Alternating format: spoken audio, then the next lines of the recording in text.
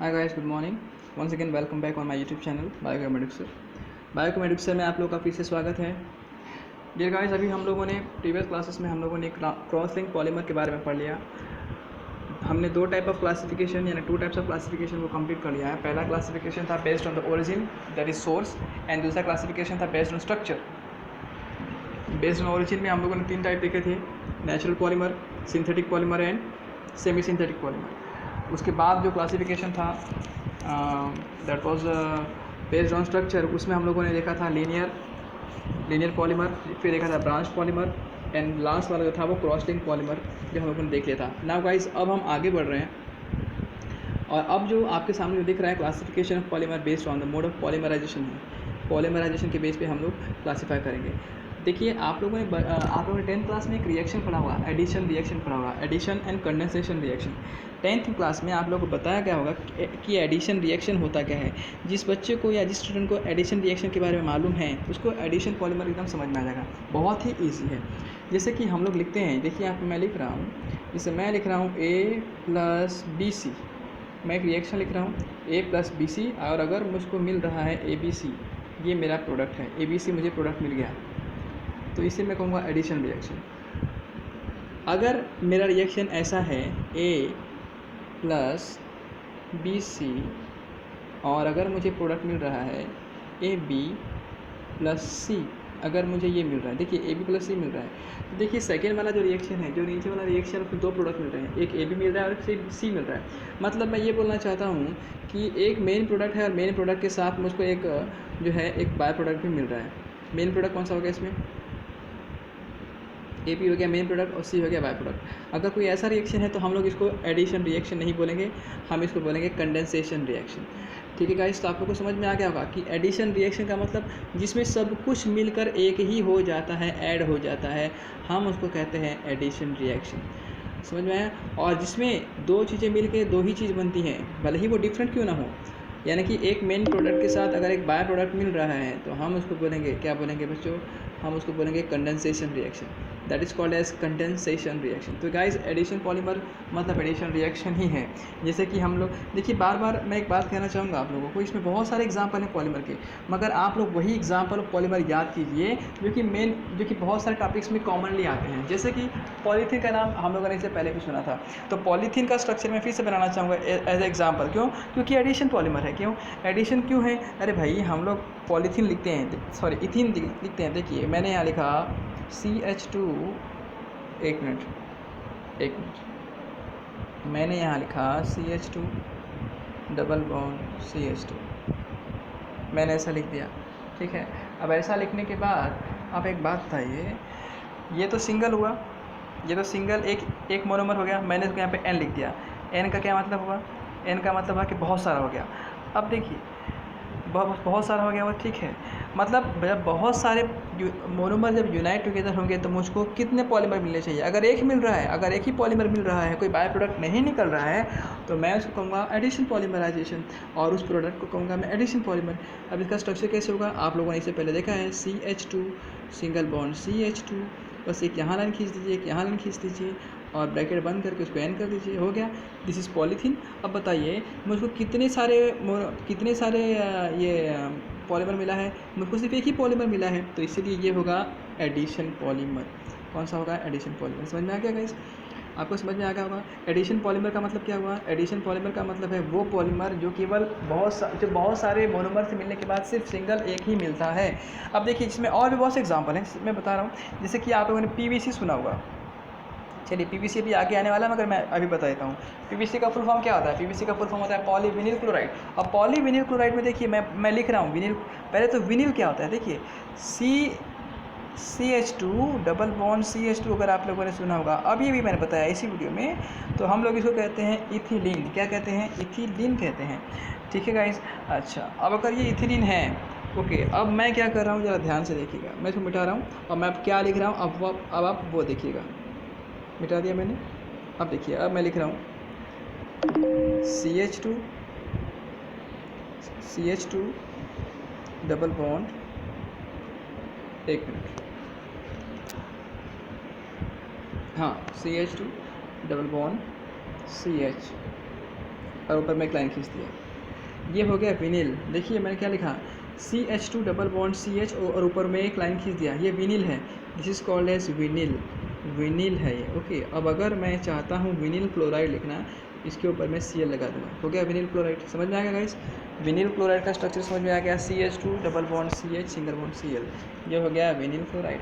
अब मुझको इसको पॉलीमेरिक फॉर्म में बनाना है, तो पॉलीमेरिक फॉर्म में कैसे बनाएंगे, एकदम इजी है। देखिए मैं यहाँ पे लिख रहा हूँ CH2 डबल बॉन्ड को सिंगल बॉन्ड कर लिया, यहाँ पे लिख दिया मैंने CH, यहाँ पे लिख दिया मैंने Cl, और कुछ नहीं किया, यहाँ पे एक लाइन खींच दिया, यहाँ पर एक लाइन खींच दिया, इसको ब्रैकेट में बंद कर दिया, और ब्रैकेट में बंद करने के बाद यहाँ पर n लिख दिया, हो गया, n लिख दिया मैंने, यहाँ n लिख दिया। तो n लिखने के बाद n यहाँ लिख दिया। हाँ, तो अब देखिए, अब ये जो स्ट्रक्चर जो बना है आपके सामने, ये बन गया है पॉलीविनिल क्लोराइड का स्ट्रक्चर। किसका स्ट्रक्चर बन गया है बोलो, ये बन गया पॉलीविनिल क्लोराइड का स्ट्रक्चर। समझ में आ गया। अब देखिए, अब आप ये मत सोचिएगा कि ये ब्रांचिंग है, ब्रांचिंग तो बिल्कुल नहीं है, क्योंकि ये कार्बन नहीं है, ये Cl है। दूसरी बात ये कि दूसरी बात ये कि ये जो है एडिशन पॉलीमर है। क्यों भाई, अरे भाई यहाँ पर एक ही प्रोडक्ट मिल रहा है, ओनली वन। क्या आपको कोई दूसरा प्लस में कुछ लिखा, मैंने नहीं लिखा, कोई बाय प्रोडक्ट मिला, नहीं मिला, तो ये हो गया addition polymer. I hope so guys आपको समझ में आ गया होगा एडिशन पॉलीमर क्या होता है। एडिशन पॉलीमर का मतलब क्या होता है, जहाँ पे सारे मोनोमर मिलकर हमको एक सिंगल प्रोडक्ट देते हो, हम उसको क्या कहते हैं, एडिशन पॉलीमर बोलते हैं। ठीक है गाइस। ना गाइस, एडिशन पॉलीमर तो हम लोगों ने देख लिया। अब हम देखते हैं इसमें एक दो चीज़ें और आती हैं, एडिशन में दोनों चीज़ें और आती हैं। एडिशन का मतलब मैंने अभी क्या बताया, जहाँ सब कुछ मिलकर एक हो जाता है, सब कुछ मिलकर एक ही प्रोडक्ट मिलता है, हम उसको कहते हैं एडिशन पॉलीमर। यहाँ तक तो बिल्कुल सही है। अब हम देखते हैं कि इसमें अगर ऐसा भी तो हो सकता है ना कि सारे मोनोमर एक हो सकते हैं, या ऐसा भी हो सकता है कि कुछ मोनोमर डिफरेंट हो सकते हैं, तो उस केस में हम उसको क्या नाम देंगे। तो ज़रा ध्यान से देखिए, मैंने अभी भी आपको यही वाला स्ट्रक्चर बना के बताया था, इथीन पॉलीथीन का स्ट्रक्चर बना के बताया था, जिसमें सारे के सारे मोनोमर एक ही हैं। आई वॉन्ट टू से एक ही जात के हैं, एक ही टाइप के हैं, सारे के सारे इथीन ही हैं। अगर ऐसी कंडीशन है तो हम उसको होमोपॉलीमर कहेंगे। क्या कहेंगे, होमोपॉलीमर। समझ में आया गाइस। ओके गाइस, समझ में आ गया। होमोपॉलीमर किसको बोलेंगे, देखिए लिखा हुआ है the polymer which are obtained by the polymerisation of single type of monomer. अगर सिंगल टाइप ऑफ मोनोमर से मिल रहा है, the polymer which are obtained by the polymerisation of single type of monomer are called as homopolymer. Example आपके सामने है screen के ऊपर, देख सकते हैं आप लोग। ठीक है, एग्जाम्पल में मैंने इथीन कितने बार भी लिया, 1000 बार लिया या 2000 या 2 लाख टाइम्स, कितने बार भी लिया, मगर मैंने लिया तो इथीन ही है ना, तो वो हो गया होमोपॉलीमर। अब गाइस, कोपॉलीमर किसको बोलेंगे, कोपॉलीमर को ही हम लोग कहते हैं हेटेरोपॉलीमर, जस्ट होमोपॉलीमर का अपोजिट। उसमें क्या होता है, the polymer which are obtained by the polymerisation of 2 और more monomers called as copolymer. अगर एक या एक से अधिक प्रकार के मोनोमर से मिलकर अगर कोई पॉलीमर बन रहा है तो हम उसको कहेंगे कोपॉलीमर। स्ट्रक्चर आपके सामने है, एकदम इजी है गाइस, एकदम इजी है, बहुत ही इंपॉर्टेंट भी है। देखिए, सबसे पहले मैंने अभी आपको क्या बताया, मैंने ये बताया कि कोपॉलीमर को ही हम कहते हैं हेटेरोपॉलीमर। क्या कहते हैं, हेटेरोपॉलीमर कहते हैं। ठीक है, अब गाइस एग्जांपल देख लेते हैं। देखिए, एक तरफ उसने 1,3-ब्यूटाडाइन यूज़ किया हुआ है। देखिए ज़रा ध्यान से, ये फर्स्ट कार्बन, ये सेकंड कार्बन, ये थर्ड कार्बन और ये फोर्थ कार्बन। इस तरीके से ये हो गया 1,3-ब्यूटाडाइन, 1,3-ब्यूटाडाइन, और ये होगा आपका स्टायरीन का स्ट्रक्चर। दिख रहा है आपको। तो इस तरीके से ये हो गया 1,3-ब्यूटाडाइन, ये हो गया स्टायरीन। स्टायरीन का स्ट्रक्चर एकदम इजी है। बेंजीन के ऊपर आप इथीन लगा दीजिए, CH2 डबल बॉन्ड CH लगा दीजिए, मगर याद रखिएगा कि बेंजीन जो है CH से अटैच होना चाहिए, CH2 से नहीं, तब जाके वो स्टायरीन कहलाएगा। ठीक है गाइस, तो चलिए आगे देखते हैं। बिल्कुल इजी है। देखिए, एक बात आप याद रखिएगा कि डबल बॉन्ड जहाँ पर, मैं प्रोडक्ट की बात कर रहा हूँ, I am talking about the product. Double bond जहाँ पर है प्रोडक्ट में वहाँ नहीं रहेगा। मेरा मतलब रिएक्टेंट में जहाँ डबल बॉन्ड है प्रोडक्ट में वहाँ सिंगल बॉन्ड हो जाएगा, और रिएक्टेंट में जहाँ सिंगल बॉन्ड है प्रोडक्ट में वहाँ डबल बॉन्ड हो जाएगा। गाइस डोंट बी कंफ्यूज, मैं फिर से बता रहा हूँ, जरा ध्यान से देखिए इसको। देखिए मैं क्या बनाऊँ, ये देखिए, मैं थोड़ा सा इसको और जूम कर देता हूँ ताकि आपको और भी क्लियर कट समझ में आ जाए। थोड़ा सा मैं इसको और जूम करता हूँ ताकि क्लियर कट समझ में आ जाए। तो देखिए अब जरा यहाँ पे ध्यान से देखिए। Yes, now concentrate on what ever I am saying here. देखो क्या होगा, ये डबल बॉन्ड यहाँ शिफ्ट हो जाएगा, मतलब ये डबल बॉन्ड बाहर चला जाएगा, बाहर। फिर से बता रहा हूँ, ये डबल बॉन्ड बाहर चला जाएगा, ठीक है। यहाँ पे हो जाएगा डबल बॉन्ड, ये डबल बॉन्ड का सिंगल बॉन्ड हो जाएगा और ये सिंगल बॉन्ड इस CH2 से अटैच हो जाएगा, तो ये डबल बॉन्ड बाहर चला जाएगा। कुछ समझ में आया आप लोगों को मैं क्या कहा? देखिए मैं फिर से बता रहा हूँ, देखिए क्या हो रहा है, देखिए जस्ट वेट। हाँ देखिए, ये वाला जो डबल बॉन्ड है, ये डबल बॉन्ड इस तरफ आके सिंगल बॉन्ड बना लेगा, तो यहाँ पे बचेगा सिंगल बॉन्ड, ये सिंगल बॉन्ड बच गया, ये सिंगल बॉन्ड हो गया। मैं बता रहा हूँ कि प्रोडक्ट का स्ट्रक्चर कैसे बनाएंगे। How can you draw the structure of product. ये सिंगल बॉन्ड हो गया। अब ये सिंगल बॉन्ड हुआ तो इस कार्बन को टेट्रा वैलेंसी देने के लिए यहाँ पे डबल बॉन्ड करना पड़ेगा।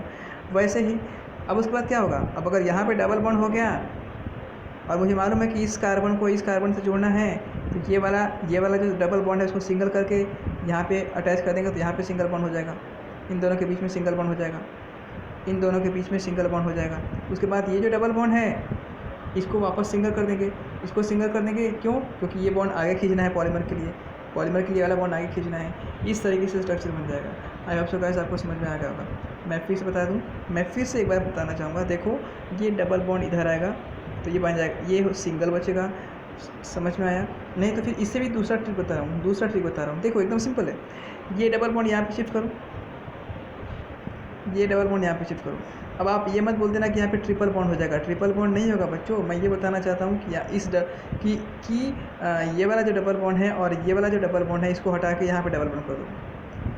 फिर से बता रहा हूँ, यहाँ डबल का सिंगल बॉन्ड करो, यहाँ डबल का सिंगल बॉन्ड करो, यहाँ सिंगल को डबल बॉन्ड कर दो। समझ में आ गया? अब देखो इन दोनों को जोड़ दो, जोड़ दिया, डबल का सिंगल बॉन्ड करो और यहाँ जहाँ कुछ नहीं है वहाँ पे फिर से एक सिंगल बॉन्ड कर दो। एकदम इजी है, आपको बिल्कुल स्ट्रक्चर समझ में आ जाएगा। चलिए मैं शॉर्ट करता हूँ और अब आप प्रोडक्ट का स्ट्रक्चर देखिए। प्रोडक्ट का स्ट्रक्चर बिल्कुल वैसा ही है जैसे कि मैंने अभी आप लोगों को बताया है। देखिए कंपेयर कर लीजिए, आप लोग कंपेयर कर रहे हैं ना, कंपेयर करो आप, देखो कंपेयर करो क्या है कंपैरिजन में। देखो जहाँ पे डबल है वहाँ पे सिंगल आ गया, जहाँ पे सिंगल है वहाँ पे डबल आ गया, जहाँ पे डबल है वहाँ पे फिर से सिंगल आ गया। इन दोनों को जोड़ दिया गया है, देखिए इन दोनों को जोड़ दिया गया है। यहाँ पे डबल था अब वहाँ पे सिंगल आ गया, इस तरह से लाइन खींच दिया, यहाँ पे लाइन खींच दिया, एंड सो ऑन। तो समझ में आ गया गाइस? समझ में आया कि नहीं आया? एक बार देखिए, इसको समझना है तो उसकी ये भी देखना होगा कि टेट्रा वैलेंसी मेंटेन होनी चाहिए। आप सभी में गिन लीजिए, किसी भी कार्बन को गिन लीजिए, सब में 4 बॉन्ड है, आपको 4 बॉन्ड सभी कार्बन में मिलेंगे, डेफिनेटली मिलेगा आपको। समझ में आ गया? इस तरीके से हम लोगों ने क्या देखा, हम लोगों ने देख लिया कोपॉलीमर दैट इज़ हेटेरोपॉलीमर। समझ में आया गाइस?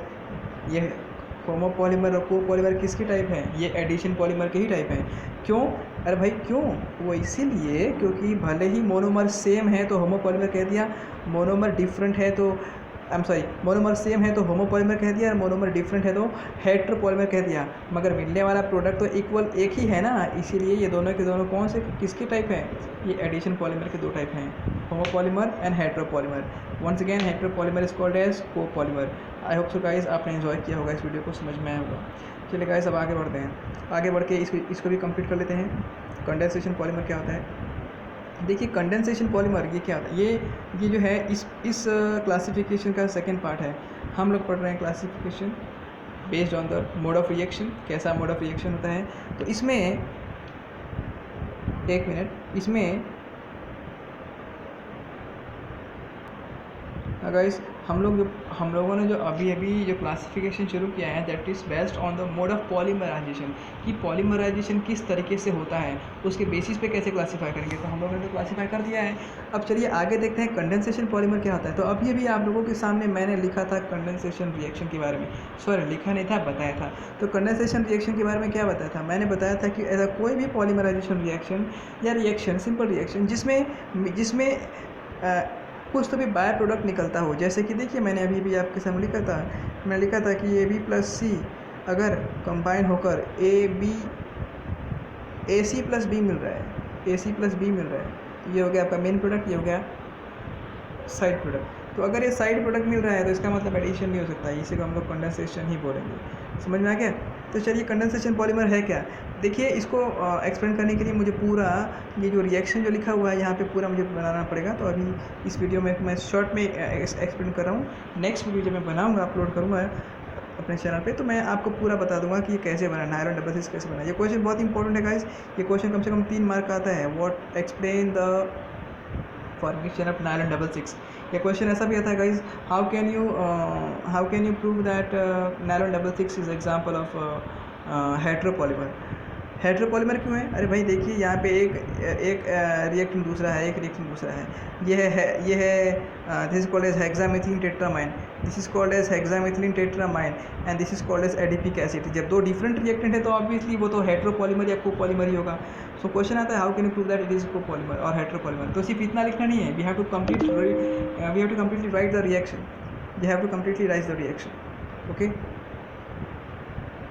ऑल्सो क्वेश्चन ऐसा भी आता है that how can you prove that it is condensation reaction. तो सिंपल आंसर है क्योंकि यहाँ पर एक प्रोडक्ट बनने के साथ साथ एक साइड प्रोडक्ट भी बन रहा है, इसलिए होगा कंडेंसेशन रिएक्शन।